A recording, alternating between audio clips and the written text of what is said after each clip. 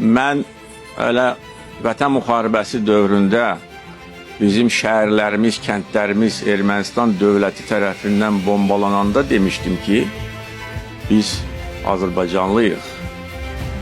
Biz müharibəni də müharibənin qaydaları əsasında aparırıq və aparacağıq. Heç vaxt ermənilərdən fərqli olaraq günahsız əlyalın mülki əhaliyə qarşı müharibə aparmamışıq. Və bu bizim xalqımızı daha da ucaltdı. Və bugün xalqımıza, dövlətimizə olan hörmət o cümlədən məhz buna görədir. Və o vaxt mən demişdim ki, biz qisasımızı döyüş meydanında alacağıq, aldıq da. Bütün şəhidlərin qisası alındı və bütün şəhidlərin doğmaları, yaxınları üçün bu müəyyən təsəllidir.